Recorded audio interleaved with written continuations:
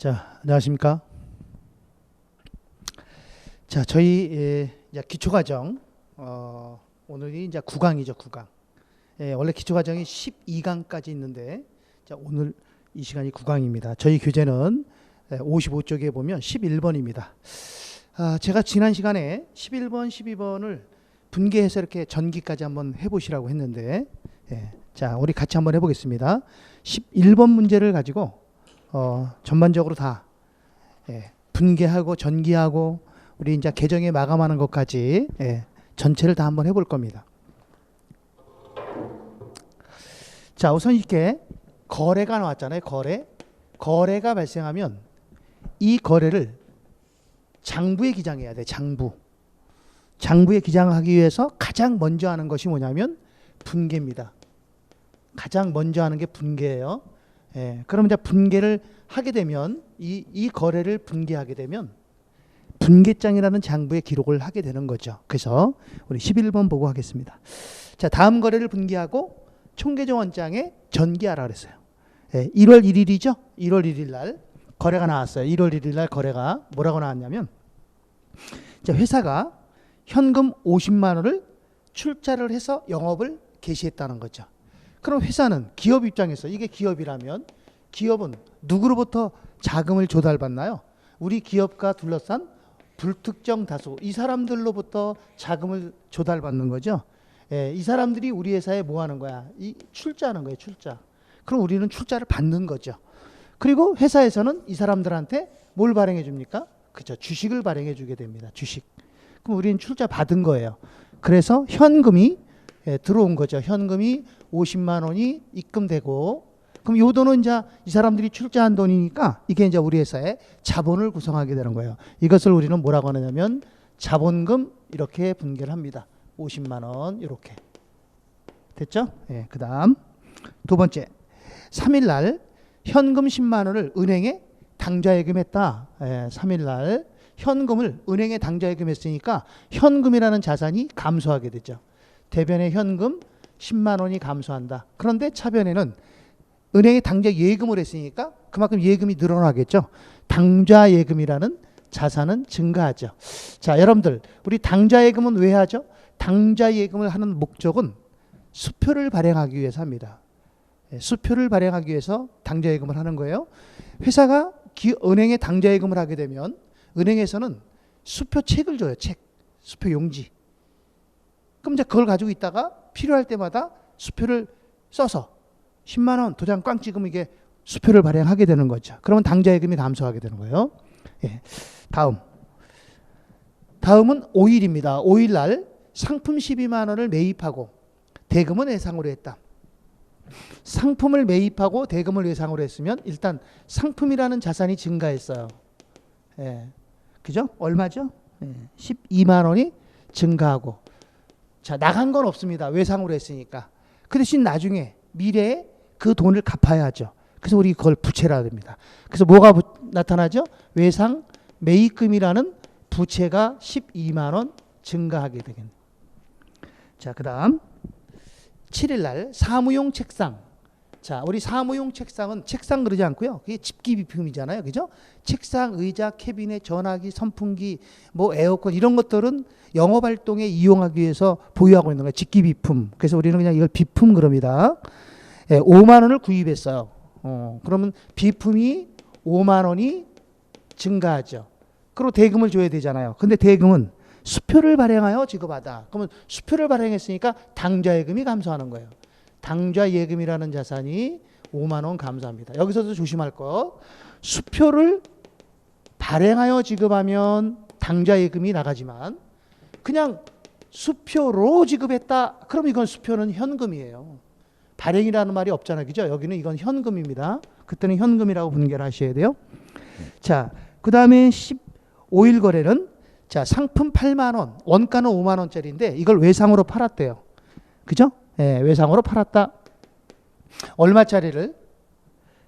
원가는 5만 원짜리인데 이거를 8만 원에 팔았으니까 3만 원만큼 이익이 생겼죠. 자, 우리 이걸 뭐라 그러냐면 이걸 상품 매출 이익 그럽니다. 자, 그럼 분개를 하게 되면 일단 상품이라는 자산이 감소를 하게 돼요. 얼마가? 그렇죠. 원가. 우리 입장에서 5만 원짜리가 나간 거죠. 그런데 돈은 얼마를 받게 돼요? 8만 원이 들어와요. 물론 돈은 아직 안 받았죠. 이거는 미래에 가서 받을 돈이죠. 채권이에요. 그 자산입니다. 그걸 뭐라고 하느냐면 외상 매출금, 여기는 외상 매입금, 이거는 외상 매출금. 자, 그럼 이게 차대변이 안 맞잖아요. 나간 거는 5만 원 나갔는데 들어온 거 8만 원 들어왔으니까 3만 원만큼 더 들어왔죠. 이게 이익입니다. 이거를 우리는 뭐라고 하느냐면 이걸 상품 매출 이익, 상품 매출 이익 얼마? 3만 원 이렇게 되는 거죠. 상품 매출 이익. 됐죠? 이거는 원가, 이거는 이익 그렇습니다. 이거는 매가. 예. 아셨죠? 그래서 우리는 이거를 매출이라고 하고요. 매출 가격에 매출 가격, 매출 가격입니다. 그죠? 예, 이거는 매출 원가고요. 이거는 이익이 되는 겁니다. 자, 이러한 거래를 우리는 혼합 거래다 이렇게 얘기를 합니다. 자, 그 다음에 25일 날은 자, 이달분 임차료는 집세죠, 집세. 임차니까 우리가 빌려 쓰고 집세를 낸 겁니다. 임차료 10,000원을 현금으로 지급하다. 현금이 나갔어요. 얼마가? 10,000원. 차변에 이걸 뭐라 그러죠? 임차료 비용입니다. 10,000원. 자, 요거는 우리 손해거래, 손익거래. 예, 손익거래. 자, 그 다음에 31일 날 역시 이달분 급여 15,000원을 현금으로 지급하다. 그러면 현금이 15,000원이 또 나갔죠? 뭐 줬어요? 급여라는 비용을 준 거죠. 급여. 비용이 발생한 겁니다. 15,000원. 이렇게 분계가 됩니다. 자, 그래서 거래가 발생했을 때 이렇게 분계를 하게 되면 이게 이제 분계장이라는 장부가 되는 거예요. 예, 이게 장부입니다, 장부. 자, 그러면 우리는 이제 거래를 가지고 분계를 해봤으니까 거꾸로 이 분계를 가지고 거래를 우리가 추정할 수 있어야 돼요. 거래를 만들어낼 수 있어야 됩니다. 말로. 자, 한번 해보겠습니다. 현금이 입금되고 자본금, 이거 자본금 들어오면 출자받은 거죠. 회사가 주주로부터 현금 50만 원을 출자받아서 영업을 시작했다. 이렇게 되겠죠. 당좌예금 현금이 나갔으니까 당좌 예금한 거죠. 현금 10만 원을 은행에 당좌예금하다. 상품이 입금돼서 상품이 들어왔으니까 매입한 사온 겁니다. 상품을 12만 원 매입하고 대금은 외상으로 했다. 그러니까 외상으로 상품을 사왔다. 이런 거래가 만들어지는 거고요. 비품을 구입했어요. 당좌예금이니까 비품 5만 원을 구입하고 대금은 당좌예금으로 지급했다. 이러지 않습니다. 당좌예금이 대변에 있으면 이거 수표를 발행하여 지급하다. 이렇게 얘기하는 거죠. 그래서 비품 5만 원을 구입하고 대금은 수표를 발행하여 지급하다. 그럼 당좌예금이 대변에 가는 거예요. 자, 외상 매출금이 이거 상품이니까 상품 나갔으니까 매출이죠. 상품이 들어오면 매입, 나가면 매출.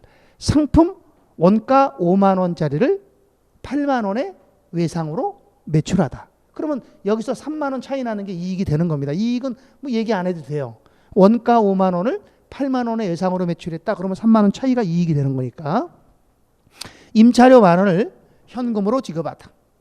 급여 15,000원을 현금으로 지급하다. 그러니까 우리가 분계를 보고 거래를 역으로 추정할 수 있어야 돼요. 아셨죠? 네, 이렇게 추정하고 그럼 이제 이 거래가 이렇게 분계가 됐다면 이 분계를 통해서 이게 이제 장부가 되는 겁니다. 이런 장부를 우리는 뭐라고 하느냐? 이런 장부를 우리는 지난번에 배웠죠? 자, 이거 장부를 뭐라고 하느냐면 이거를 분계장이라 그러는 거예요. 분계장. 그럼 분계장 차변합계와 대변합계는 어떻게 될까요? 일치되겠죠? 이것이 일치 안 되면 안 되겠죠. 그죠? 예. 네. 자, 그럼 차변합계와 대변합계를 한번 내볼게요. 50만 원, 10만 원, 12만 원, 5만 원, 8만 원, 2만 5천 원, 87만 5천 원. 그럼 대변도 똑같겠죠. 우리가 금액을 다 맞춰서 했으니까 87만 5천 원. 이렇게 차변합계와 대변합계가 일치하는 것을 이렇게 일치되는 걸 뭐라고 하느냐? 이것을 우리는 대차, 그렇죠. 대차 평균의 원리라고 합니다. 그래서 이게 대차평균의 원리는 복식부기의 장점이기도 해요. 복식부기는 이 대차평균의 원리에 의해서 이 장부의 기입이 올바르게 기입됐는가를 검증이 가능하다. 이렇게 보시면 돼요. 복식부기의 장점이죠. 그러니까 분계장의 합계가 87만 5천 원이라면 결국 이 거래 총액도 총액도 얼마라는 거예요? 87만 5천 원의 거래가 발생했다는 거예요. 이것을 이렇게 분개한 거죠. 이게 분개장에 기입이 됐죠? 자, 그럼 우리는 이제 이 분개장에 기입된 것을 가지고 어디에? 총계정 원장이라는 장부에, 총계정 원장이에요. 예, 총계정 원장이라는 장부에 뭐 해줘야 돼요? 그죠? 전기 옮겨 적어야 돼요. 그래서 우리는 분계장과 이 총계정 원장은 모든 거래를 기록하는 장부다. 그래서 이 두 개를 우리는 주요 장부라고 한다는 거예요. 자, 그럼 총계정 원장은 자, 이 총계정 원장은 모든 계정이 다 들어있는 거예요. 그래서 총계정 원장을 보면 이렇습니다. 자, 이게 이제 총계정 원장이라는 장부라면 이 총계정은, 이 계정은 우리는 뭐라 그랬어요? T라 그랬어요. T자. 계정은 그냥 T자로 그린다 그랬죠. 이게 계정입니다. T계정. 그러면 계정은 뭐라 그랬죠? 계정은 그렇죠. 계산 단위라 그랬잖아요. 계산. 거래가 발생하면 이 거래를 계산해야 되잖아요. 자, 예를 들면 이게 1월 한 달 동안의 거래인데 1월 한 달 동안의 거래에서 현금이 얼마가 입금됐고 현금이 얼마가 출금됐는지를 계산해봐라. 그러면 이 상태로 계산하려면 복잡하잖아요. 그러니까 이 안에서 현금이라는 놈만 뽑아서 자기 집으로 다 옮겨 적는 거예요. 이게 이름이 현금 AC 계정이라는 거죠. 여기가 차변, 여기가 대변. 이해가셨죠? 그래서 여기서 현금이라는 이름만 자기 집으로 보내는 거예요. 그게 계정이에요. 계정에 옮겨 적는 걸 전기라 합니다. 그래서 전기란 거래를 분개하고 분개한 것을 총계정 원장에 옮겨 적는 일, 이걸 전개한다 이렇게 얘기해요. 전개할 때는 항상 어떻게 해야 돼요? 자기 집 찾아가야 돼요. 남의 집 가면 안 됩니다. 항상 자기 집으로 간다. 그럼 어떻게 가느냐? 차변에 있으면 차변으로 가고 대변에 있으면 대변으로 간다. 아셨죠? 근데 갈 때 누구 이름을 붙여가? 항상 친구 이름을 쓰는 거죠. 자기 이름을 쓰는 게 아니라 친구 이름 쓰고 가. 친구는 반대편에 있는 게 친구입니다. 예를 한번 들어볼게요. 자, 1월 1일 날 현금이 차변에 있잖아요. 그럼 현금이라는 계정 차변에 날짜를 먼저 쓰고요. 1월 1일. 그리고 친구를 쓰는 거야. 친구. 누구야? 친구가. 자본금이죠. 그래서 자본금 얼마? 금액은 자기 거 50만 원 이렇게. 이걸 전기라래요. 아, 그러면 1월 1일 날 현금 50만 원이 입금됐구나. 왜? 자본금 출자 받았잖아. 그럼 우리가 거래를 보지 않더라도 이것만 봐도 그 거래가 어떤 거래인 것을 우리가 파악할 수가 있다는 거죠. 자, 3일 거래는 현금이 대변에 있잖아요. 그럼 대변 쪽에다가, 그죠? 네, 대변 쪽에다 날짜는 먼저 써야 돼요. 날짜 안 쓰면은 안 되겠죠? 날짜 안 쓰면은 이게 언제 거래인지 알 수가 없잖아요. 그래서 중요한 겁니다. 날짜. 그리고 항상 누굴 써? 현금이라는 이름에는 현금이라는 이름이 들어가면 무조건 틀리는 거예요. 이건 잘못된 거예요. 자기 이름 쓰는 거 아닙니다. 친구 이름 쓰는 거야. 내가 누구랑 거래했지? 그 거래한 친구 이름을 써야 돼요. 그래서 여기는 누구를 써야 돼요? 그죠? 당좌예금.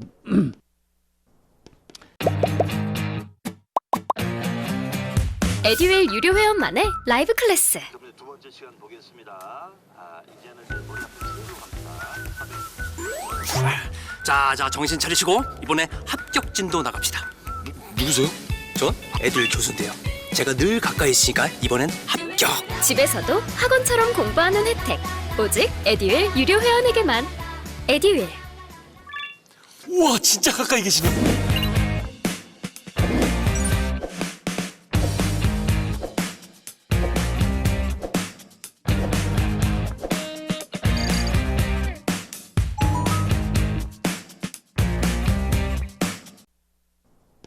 금액은 자기 거 씁니다.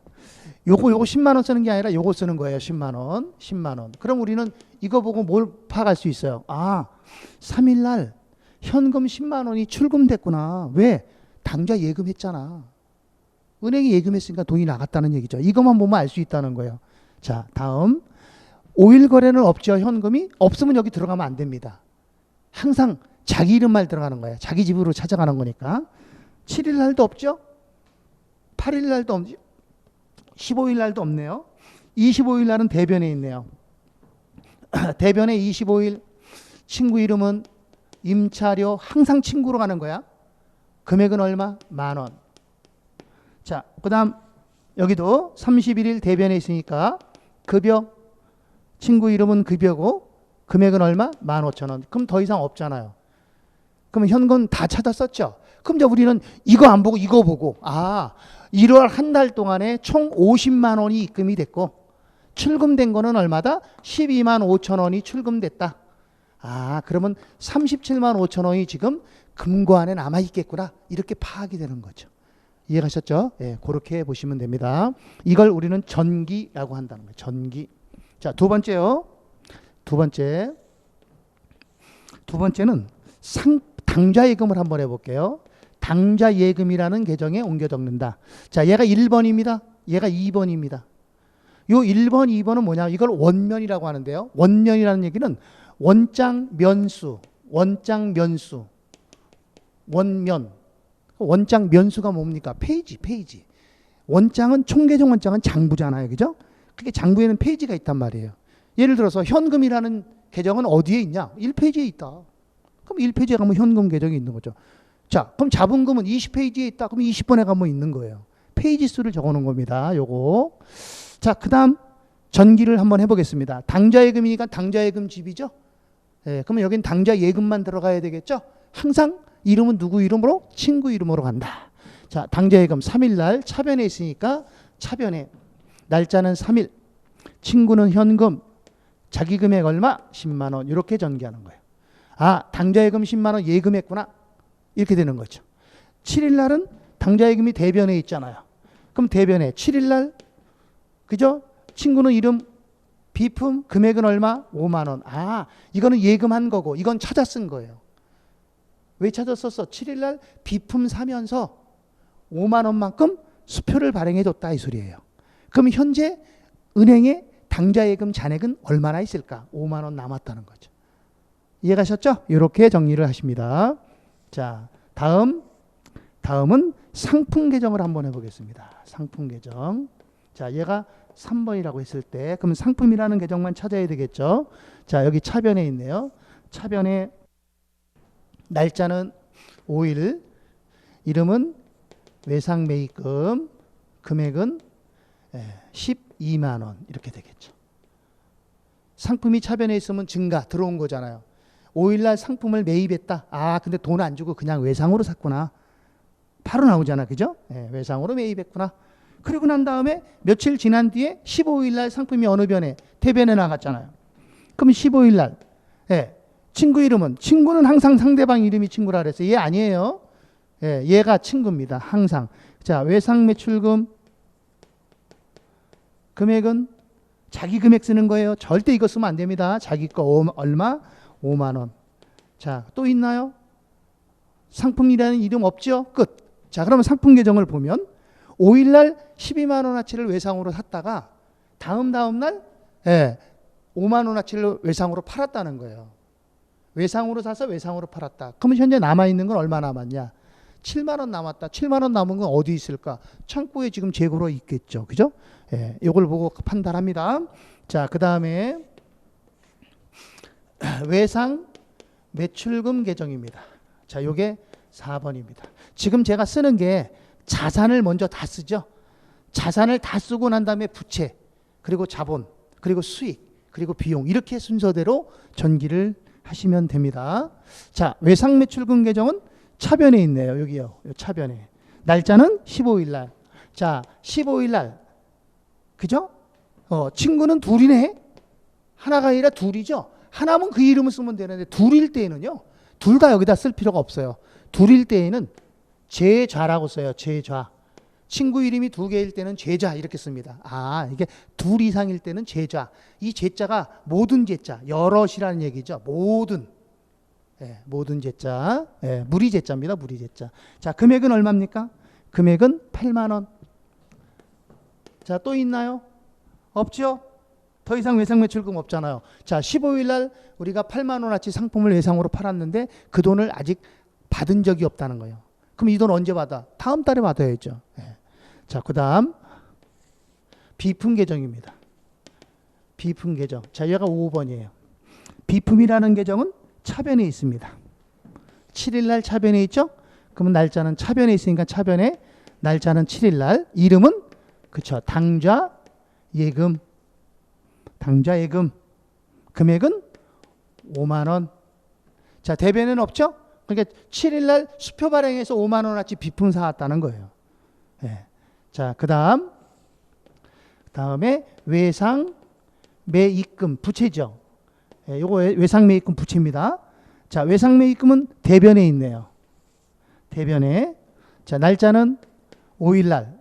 이름은 상품. 금액은 12만 원. 그러니까 5일 날 상품을 사면서 외상으로 샀다 이 얘기예요. 그 외상값 하나도 안 갚았어요, 지금. 갚으면 일로 가는 거예요. 근데 안 갚았으니까 이거 없어요.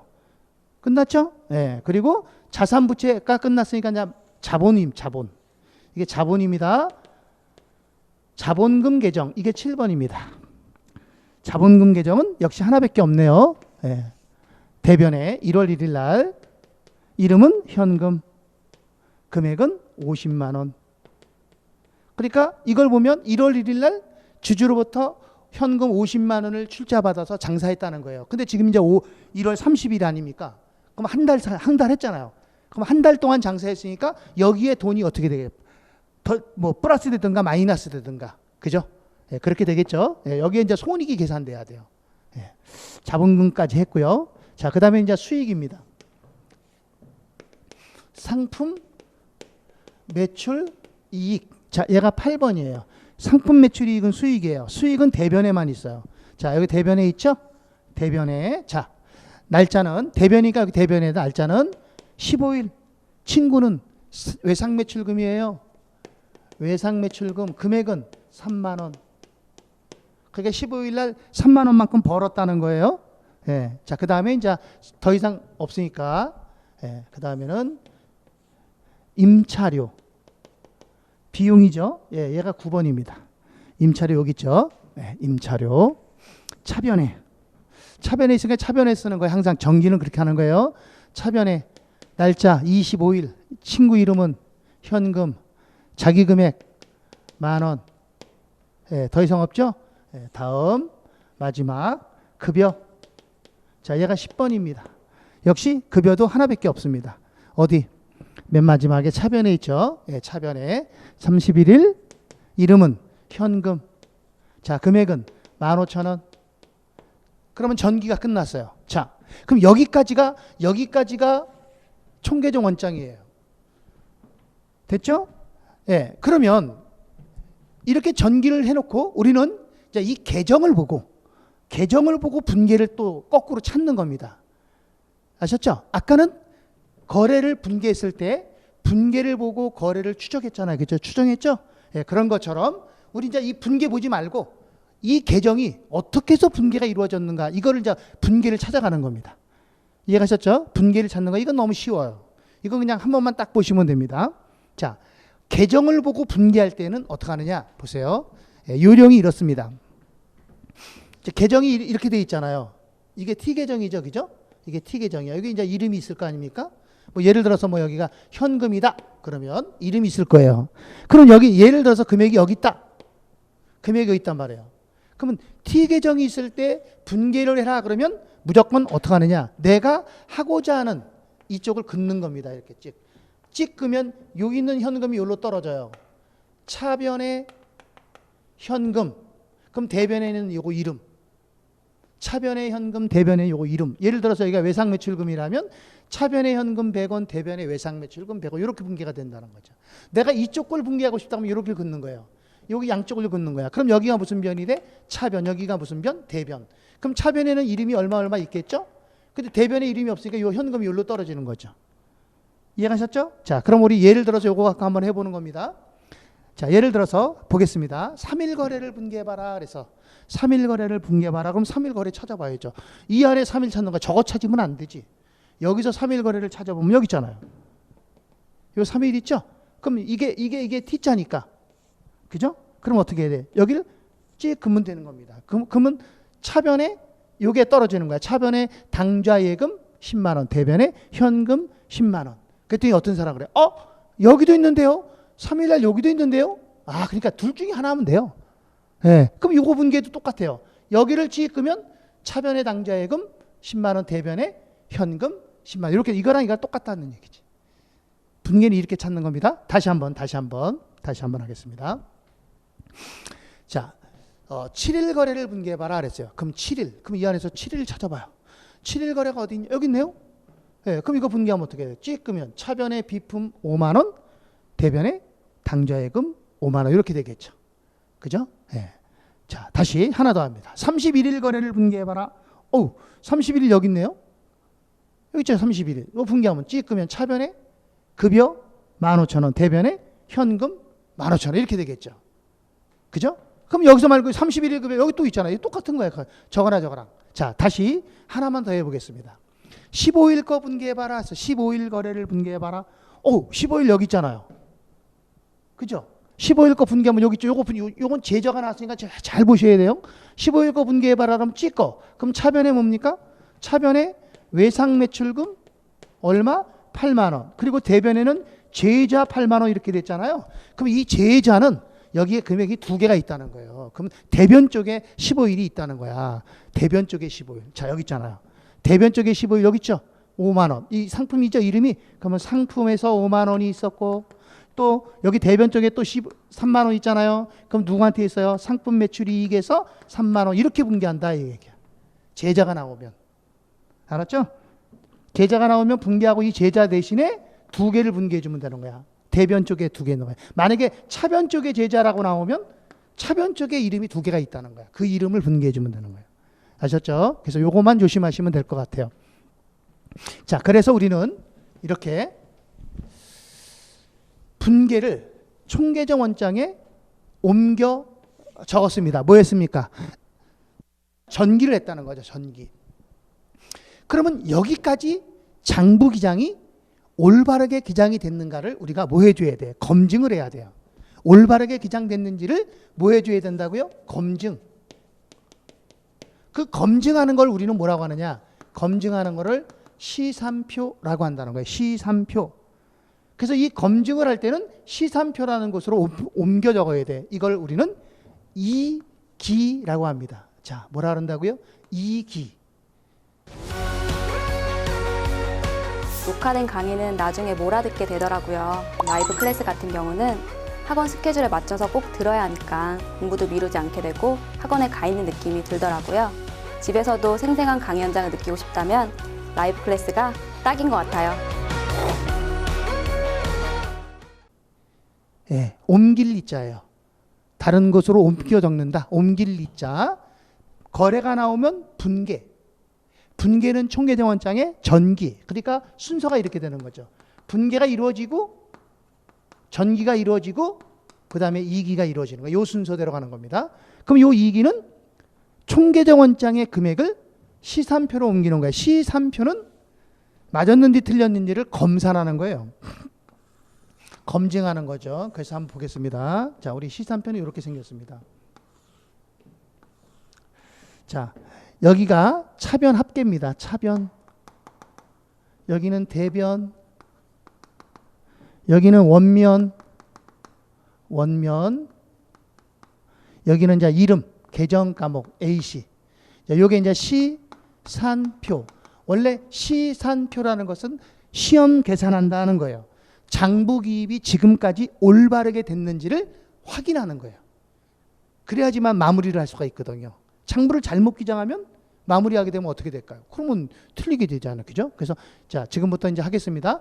원변은 뭘 쓰는 거야? 원장 면수, 페이지 수를 쓰는 거죠. 그래서 순서대로 쓰면 돼요. 자, 예를 들면 1페이지에 누가 있어? 이름이.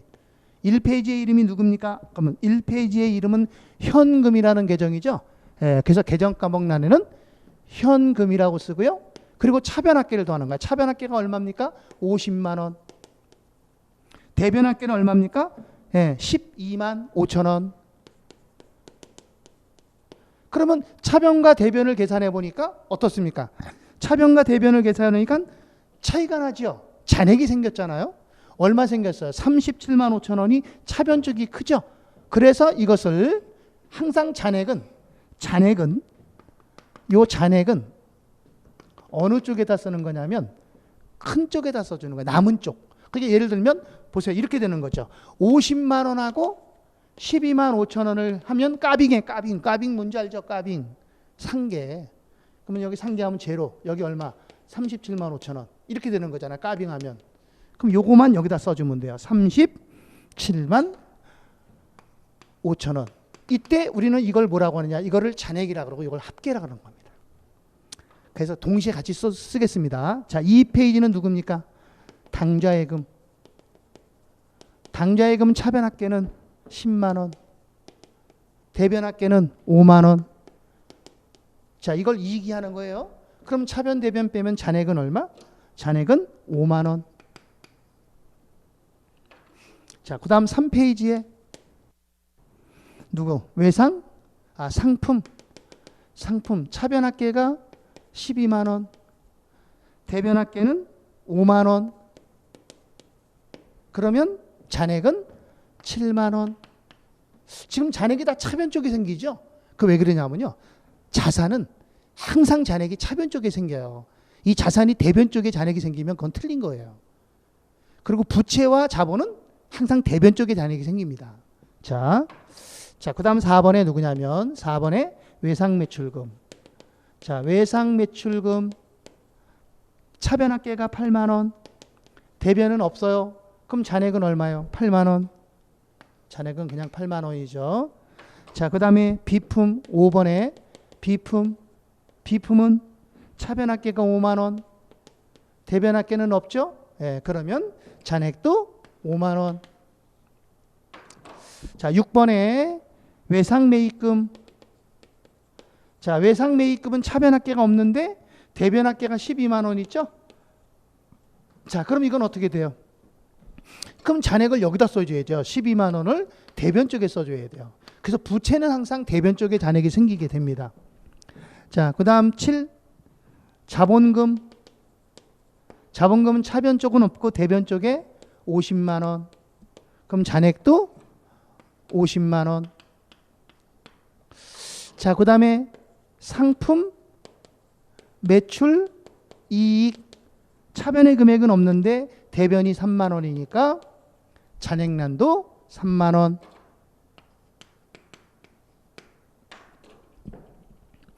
자, 9번에 임차료.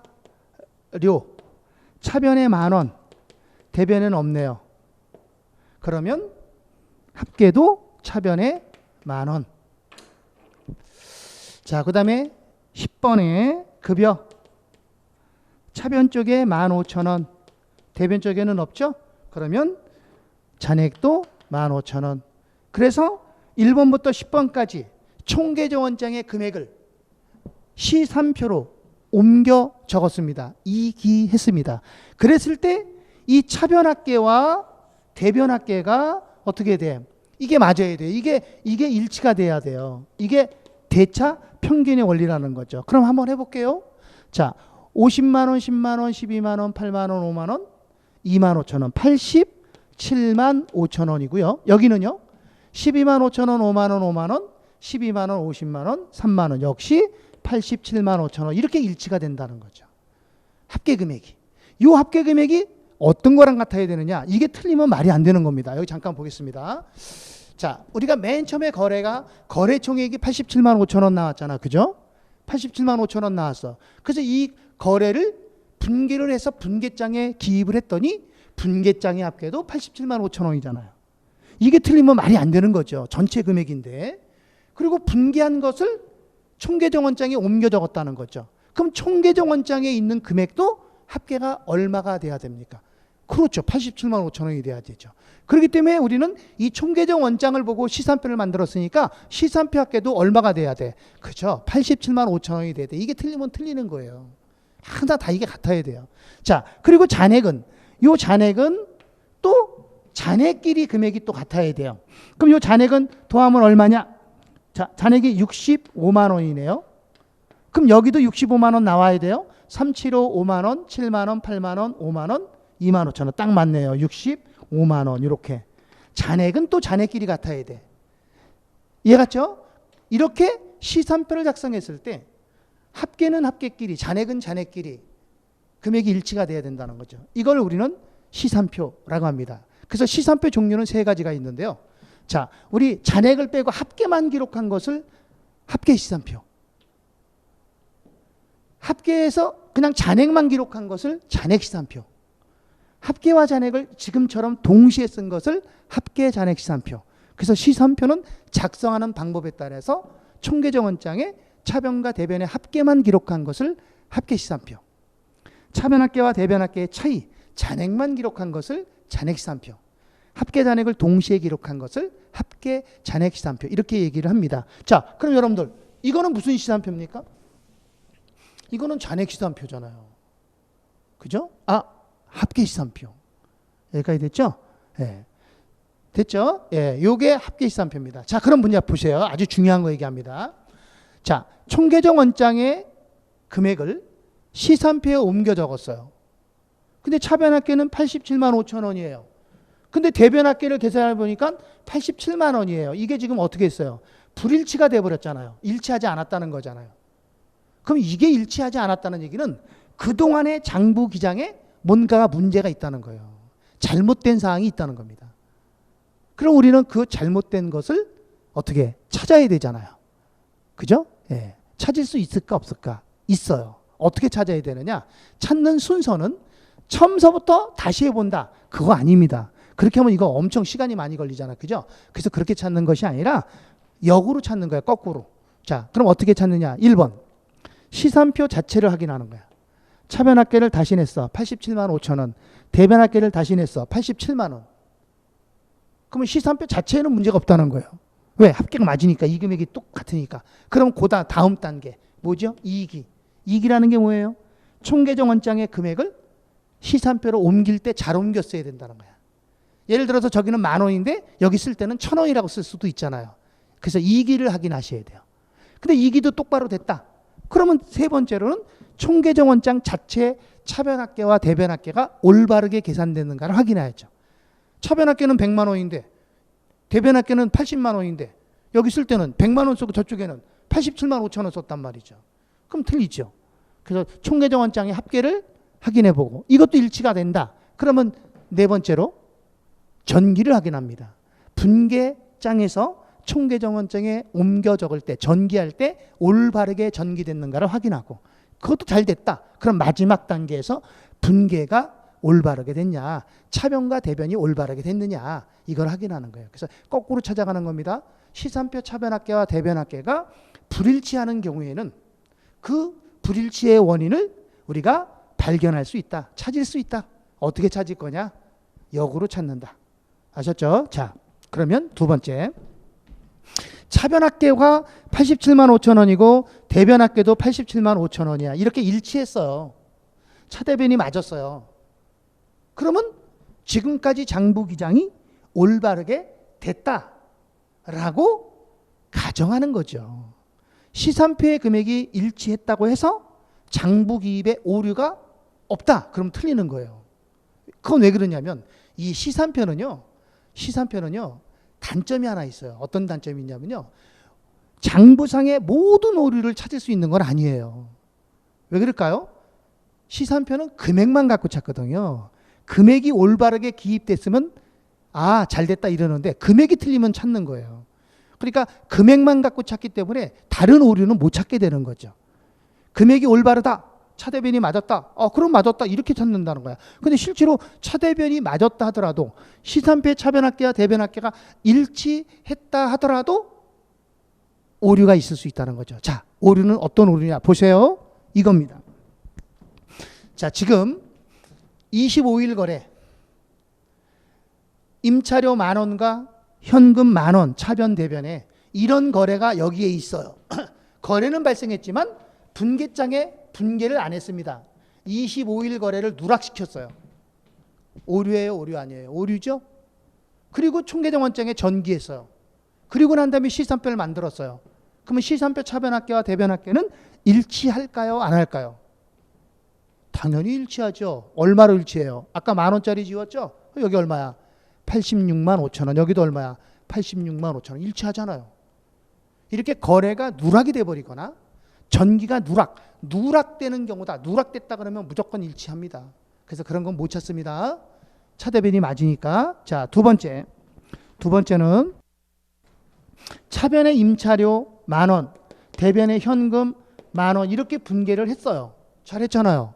그런데 우리 직원이 한 번 또 했어요, 분개를. 저도 했는데. 예, 서로 이게 안 맞았어요. 그래서 하나의 거래가 2번 분개되고 2번 연기가 됐다는 거예요. 그리고 시산표를 작성했더니 차 대변이 맞더라는 거죠. 얼마로? 10,000원이 더 늘어났으니까 88만 5천 원도 일치한다는 거죠. 오류 맞죠? 오류지만 시산표는 일치한단 말이에요. 이러한 오류는 시산표만을 가지고는 못 찾는다. 물론 시산표 말고 다른 방법으로 이건 다 찾을 수 있어요. 어떤 오류도 못 찾는 게 어디 있겠습니까? 다 찾지. 오류가 발생했는데 오차르면 어떻게 해요? 안 되죠. 다 찾을 수 있어요. 그렇지만 시산표를 통해서는 못 찾는다. 이런 거는. 알았죠? 이 얘기입니다. 다시 합니다. 세 번째. 자, 차변의 임차료.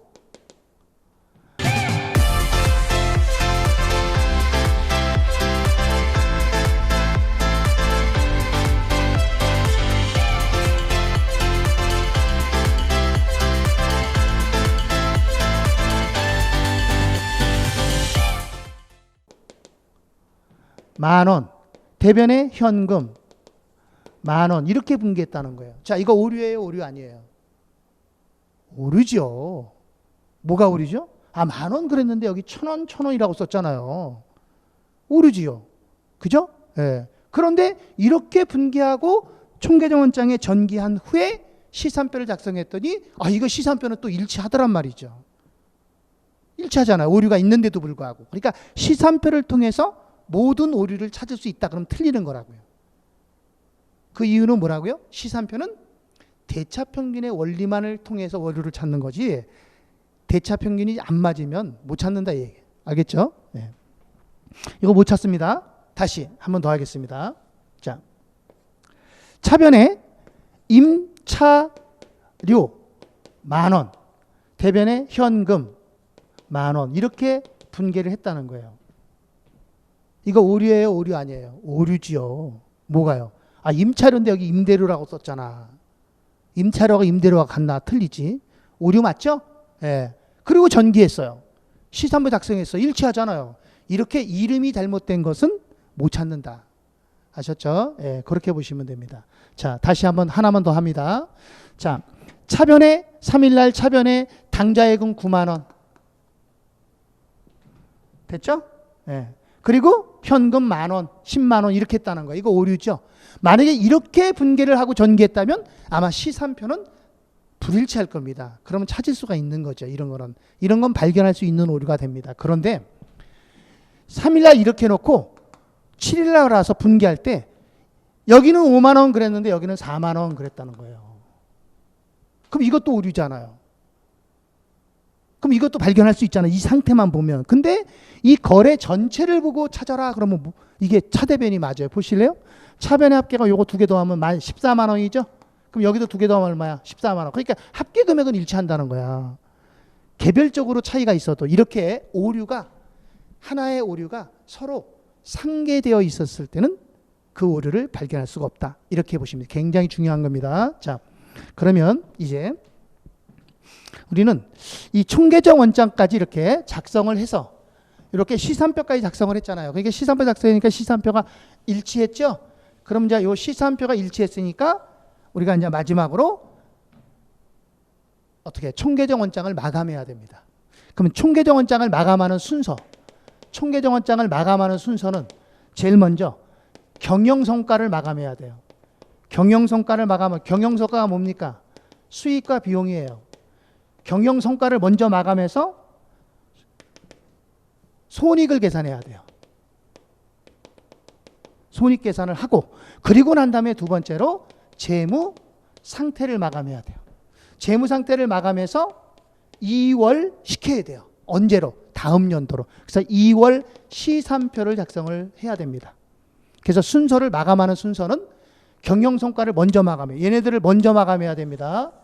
얘들을 먼저 마감해야 돼. 그래서 마감을 하게 되면 보겠습니다.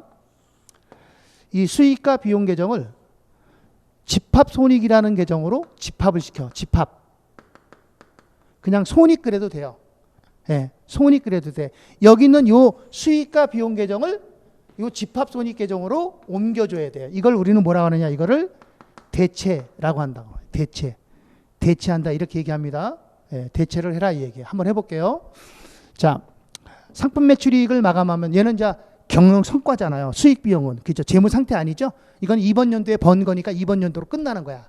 내년까지 넘어가는 거 아닙니다. 그래서 얘를 마감할 때는 3만 원을 뭐라고 마감하면 집합손익, 그냥 집합손익이라고 안 하고요. 그냥 손익 그래도 관계는 없습니다. 손익 그래도 됩니다. 자, 그러면 이게 손익 계정에 가야 되지. 일로 가야 되잖아요. 상품 매출이익이 친구가 집합손익 그랬으니까 집합손익은 친구를 상품 매출이익이라 쓰는 거야. 항상 자기 이름 쓰는 건 아니니까. 근데 어느 변으로 갈 거냐? 모르면 찍 거버려. 찍 거면 대변에 있죠? 그럼 대변으로 가라는 뜻이에요.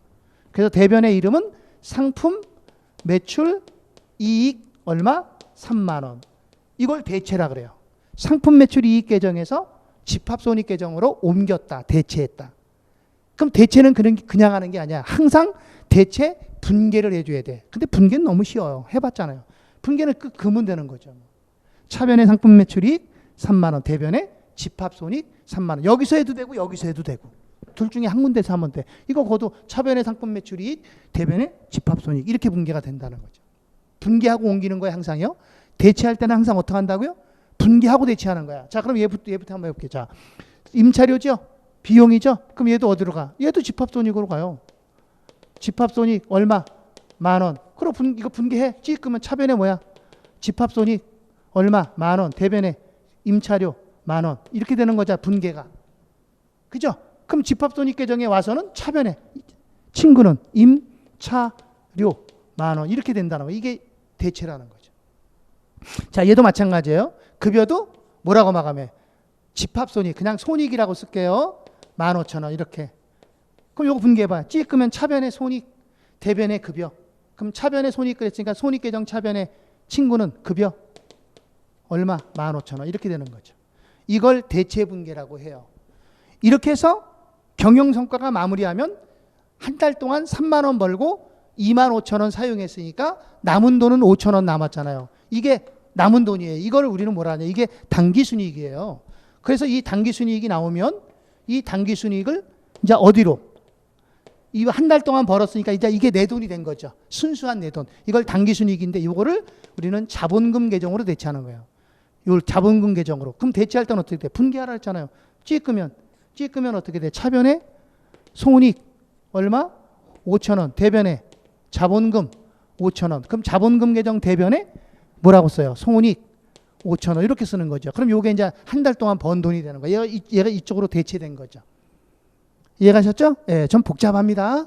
자, 그리고 난 다음에 이제 자산부채 자본을 마감하셔야 돼요. 이 자산부채 자본은 뭐예요? 이거는 재무상태잖아요. 그러니까 이번 연도에 장사 끝났다고 내년에 안 쓸 거 아니잖아요. 내년에도 이어서 넘어가서 장사해야 되죠? 현금 남은 거 어떡할 거야? 내년 장사할 때 이용해야 되잖아요. 그래서 이제 마감합니다. 50만 원, 여기 12만 5천 원, 남은 돈이 37만 5천 원. 이게 대차 평균을 맞춰야 돼요. 이게 31일 날 차기 2월, 다시 말하면 2월 달로 넘어간다는 거죠. 그래서 차변의 금액과 대변의 금액을 일치시키는 거예요. 얼마? 50만 원. 여기도 50만 원 이렇게. 그럼 여기까지가 1월 달이면 다음 여기서부터는 2월 달이니까 얘가 1로 넘어가는 거죠. 뭐라고? 2월 1일. 전기 2월, 1월 달에서 넘어왔다. 얼마가? 37만 5천 원. 그러면 이렇게 이제 2월 된 금액을 가지고 우리가 뭘 작성해야 되냐면 2월 된 금액을 갖고 2월 시산표를 만들어 주는 거예요. 자, 2월 금액. 자, 차변에 있죠? 37만 5천 원. 누구 거예요, 이거? 현금 거죠. 현금. 현금에서 남은 돈이 이거다 하고 이렇게 써 주는 거예요. 그럼 요 돈, 요게 이제 전체가 다 다음 달로 넘어가는 거가 되는 거죠. 자, 다시 한번 해볼게요. 여기 10만 원, 여기 5만 원. 그럼 얼마 남아? 31일 날 차기 2월이 5만 원. 자, 그럼 저 합계는 내가 안 쓸게요. 그냥 이렇게. 그럼 얘가 이쪽으로 넘어옵니다. 2월 1일 전기 2월 5만 원. 그러면 당좌예금이 5만 원 남았죠? 당좌예금이 차변에 5만 원 남았으니까 여기다가 차변에 당좌예금이 5만 원 남았다. 이렇게 쓰는 거예요. 차기 2월, 전기 2월만 갖고 쓰는 거예요. 자, 상품도 마찬가지. 12만 원, 5만 원이니까 7만 원 남았잖아요. 그러면 31일 날 차기 2월 7만 원. 그래서 이제 차변 대변이 일치하는 거죠. 12만 원으로. 그럼 다음 연도에 와서 2월 1일 날 전기 2월 얼마? 7만 원. 그러면 상품은 7만 원 남았다. 그럼 여기다가 상품은 7만 원 남았다. 이렇게 쓰는 거예요. 전기 2월 금액을. 자, 그다음 외상 매출금. 이것도 31일 날 차기 2월 8만 원 다 남았잖아요. 돈 하나도 안 받았으니까. 그럼 얘가 넘어와서 2월 1일 날 전기 2월 8만 원. 그럼 외상 매출금은 현재 8만 원 남아 있다. 그럼 여기다가 외상 매출금 8만 원. 자, 비품도 마찬가지로 차기 31일 날 차기 2월 5만 원. 그럼 여기 와서 2월 1일 날 전기 2월 5만 원. 그럼 비품 5만 원이 차변에 남았죠? 자, 비품 얼마? 5만 원.